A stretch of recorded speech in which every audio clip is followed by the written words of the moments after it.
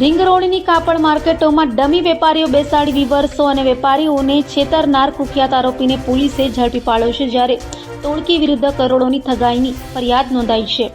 સુરતના ring road ખાતે આવેલી જુદી જુદી માર્કેટોમાં ડમી વેપારીઓ બેસાડી વેપારીઓ અને વિવર્સોને વિશ્વાસમાં લઈ ઠગાઈ આચરી ઉઠામણું કરનાર કુખ્યાત રમેશ સીતારામ ધનજી હિસોરિયાને પોલીસે ઝડપી પાડ્યો છે. તો ઝડપાયેલો રીડો કોહિનૂર માર્કેટ, સ્વદેશી માર્કેટ, ન્યૂ આદર્શ માર્કેટમાં કરોડોની ઠગાઈ આચરી હતી. તો આરોપી રમેશ ધનજી હિસોરિયા સીતારામના ઉપનામે જાણીતો હોવાનું પણ જાણવા મળ્યું છે.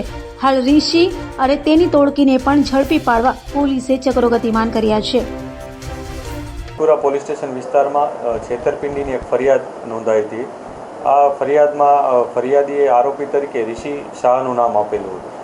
પોલીસે આ ઋષિ શાહની ધરપકડ કરી હતી. ધરપકડ બાદ ઇન્વેસ્ટિગેશન જ્યારે વધારે ઊંડાણપૂર્વક કરવામાં આવ્યું ત્યારે પોલીસને ખબર પડી કે ઋષિ શાહ એક પૂર્વ આયોજિત કાવતરાના ભાગરૂપે આમાં બેસેલો હતો દુકાન લઈને, અને એને દુકાન અપાવનાર એક રમેશ ધનજીભાઈ હિસોરિયા ઉર્ફે સીતારામ કરીને એક વ્યક્તિ છે, એણે એને દુકાન અપાવડાવી હતી અને એને ફાઇનાન્સ પણ કર્યું હતું. આ પ્રકારની પ્રાથમિક માહિતી પોલીસને મળી હતી. ત્યારબાદ પોલીસે વધુ ઊંડાણપૂર્વક તપાસ કરી હતી કે જે માલ ઋષિએ ખરીદ્યો છે એ માલ એણે કોને આપ્યો છે. તો આ માલ જેને એને આપ્યો હતો એ પણ આ સીતારામ રમેશ ધનજીભાઈ ઉર્ફે સીતારામના સંપર્કમાં હતો, અને જે માલ લેનાર છે વિજય કરીને એ પણ આ સીતારામના સંપર્કમાં હતો. તેથી પોલીસને કન્ફર્મ થયું હતું કે આ જે સમગ્ર ઘટના છે એમાં મુખ્ય સૂત્રધાર તરીકે રમેશ ધનજીભાઈ સીતારામ છે, અને એને કારણે પોલીસે જે બીજી ઇન્ફોર્મેશન મળી અને જે પુરાવા મળ્યા એના આધારે આની ધરપકડ કરી છે.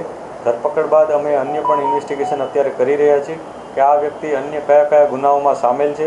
આ ઉપરાંત અન્ય જે પણ વિક્ટીમ હોય એનો પણ અમે સંપર્ક કરી રહ્યા છીએ કે ભાઈ આ પ્રકારની એમોસાના ભોગ બનેલા હોય એવા કોઈપણ વ્યક્તિ પોલીસ પાસે આવે અને ફરિયાદ નોંધાવે.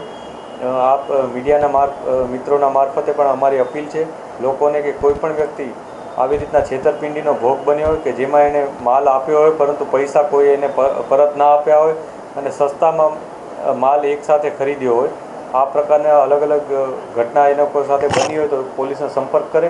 અમે તત્કાલ એના ઉપર કાર્યવાહી કરીશું. જે પણ પુરાવા મળશે એના આધારે અમે જેન્યુઇનલી જે પણ કાયદેસરની કાર્યવાહી કરવાની થતી હોય એ કરીશું.